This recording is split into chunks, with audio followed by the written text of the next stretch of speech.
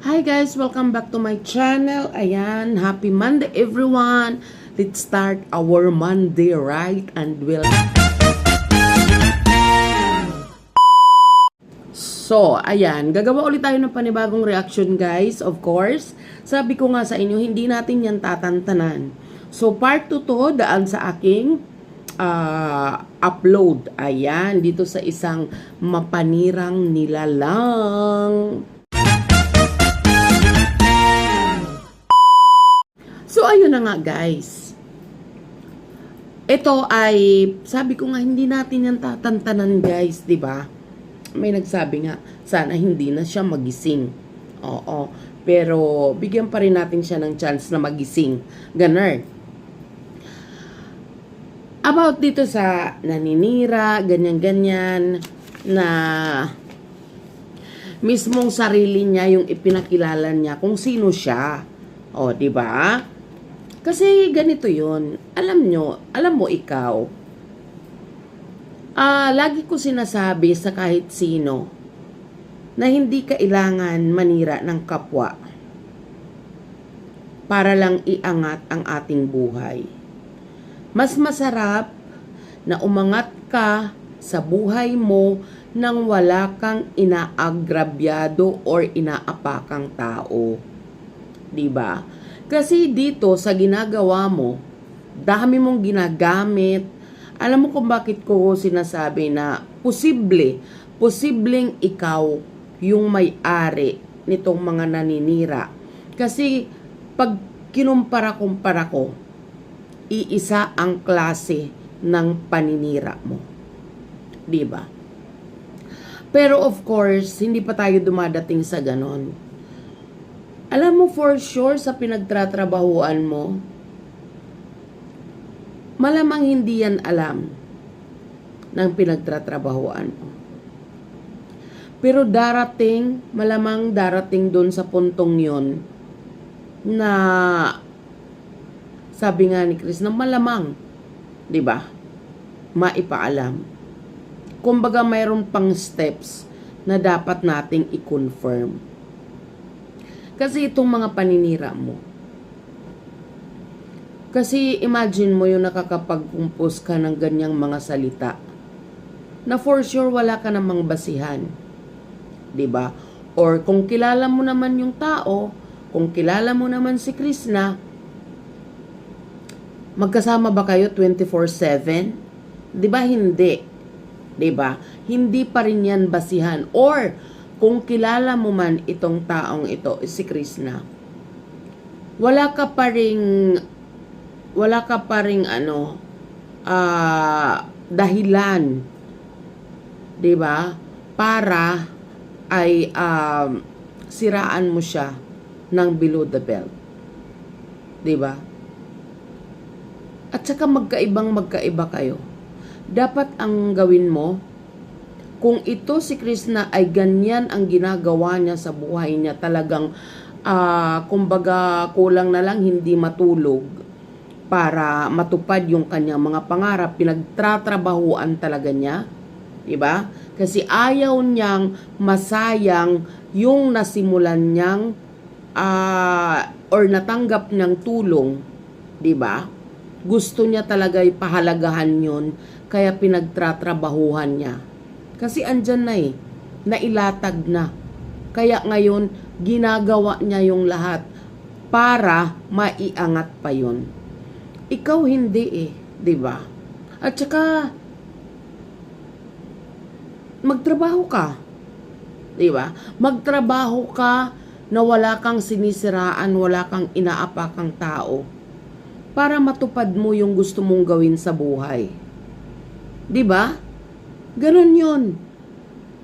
Kasi hindi talaga maganda. Hindi talaga maganda. Ako, hindi kita titigilan talaga dito. Sa totoo lang. Hindi talaga kita titigilan. Siguro, pag nag-reach out ka, ganyan. Kasi halatang halata talaga yung ginagawa mo. Sobrang laki ng inggit mo. Sobrang laki ng inggit mo. Bakit ka nainggit? Hindi mo kayang tapatan kung anong ginagawa ni Krishna. Kasi ikaw, alam mo yon, siguro, meron ka lang inaasahan, ganyan. Meron ka lang inaasahan para matupad yung pangarap mo, ganun. 'Di ba? Si Krishna iba eh. Pinagtatrabahuan niya. Pinagtatrabahuan niya. Lahat kasi ng ginagawa niya even before, hindi naman yung libre, talagang pinagtatrabahuan niya yan. Bonus na lang kung mayroong mga gift siyang natatanggap. 'Di ba? Pero wala siyang inaapakan na kahit sino. Unlike ikaw, kailangan mo manira. 'Di ba? Kailangan mo manira ng kapwa. Hindi naman dapat ganon. Halatang halata ka na inggit ka sa kanya. Pero wag ka rin pakakampante, alam mo, sa mga pinagsasasabi mo. 'Di ba? Tsaka, Diyos ko, ano ba yan? Kailangan mo bang gawin yun? 'Di ba? Si Krishna never nanghihingi. Si Krishna never umaasa sa kahit sino. Nagtatrabaho siya. Pinagtatrabahuan niya. Ginagawa niya yung lahat. 'Di ba? Para makamit niya or makuha niya kung ano pa yung kulang sa mga plano niya. Never siya umasa sa kahit sino. Never siya humingi. Never siya nanghingi. 'Di ba? Gusto niya kasi kung ano man yung pangarap niya, makita niya yon at masabi niya na yan ay galing sa dugo at pawis ko. 'Di ba? Paano masasabing dugo at pawis? Nagkakasakit-sakit na. Tapos dinadagdagan mo pa sa stress. 'Di ba? Hindi siya natigil. Kahit nga may karamdaman siya eh. Sinisikap pa rin niyang mamonitor, mag-vlog, 'di ba? Gawin yung nararapat para mapunan yung pangangailangan ng kanyang mga project o kanyang mga ginagawang yung mga ginagawa niya, yung pangarap niya na matupad niya. Lalo na yung kanyang farmhouse. 'Di ba? Dapat gayahin mo yung ganyan. Huwag kang umasa sa iba. Magbanat ka ng buto. Kasi mas masarap makita kung ano man yung mga naipundar natin na galing sa pinaghirapan natin. At lalo, mas masarap makita kung ano man yung naipundar natin na wala tayong inagrabyadong tao or siniraan na tao. Diyan ka lalong maibiblessed ni Lord. Pero ang ginagawa mo ngayon, maninira ka ng kapwa, 'di ba? Para matupad or para makakuha ka ng simpatya. Mali 'yun. 'Di ba? Dapat nga ang gawin mong inspirasyon. 'Di ba? Kasi lahat ng bagay kayang gawin ni Krishna. Dapat nga gawin mo siyang inspirasyon eh. Kasi kababain niyang tao, 'di ba? Lahat tinatahak niya, lahat pinapasok niya ang kahit anong trabaho, basta lang marangal at wala siyang inaapakang at inaagrabyadong tao na katulad mo. 'Di ba? Ikaw, gagamit ka. For sure naman. Siyempre, kahit papitpitin yung itlog mo dyan, itlog, babae pala yun. Charis. Diba?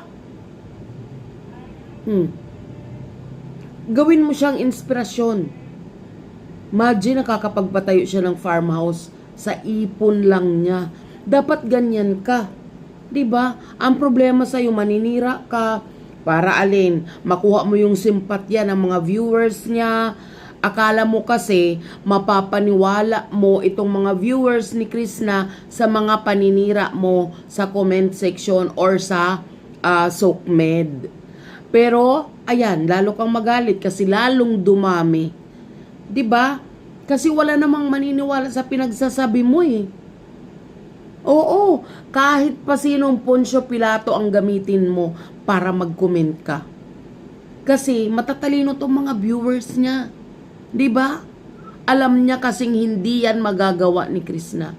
At kung ano man yung pasukin niyang personal niyang buhay, pag-aasawa or what, labas na kami dun. Labas na yung mga nagsusupport sa kanya. Kasi personal na niyang buhay yun. Hindi namin kailangan makialam na katulad mo, papakialaman yung personal niyang buhay. Ikaw nakikialam ka na nga, sinungaling ka pa. Diba? Tigil-tigilan mo yan. Magtrabaho ka ng patas. Diba? Nang wala kang inaagrabyadong tao. Nakakahiya naman sa sarili mo. Diba? Yung kailangan mo siraan yung kapwa mo para makakuha ka ng simpatya.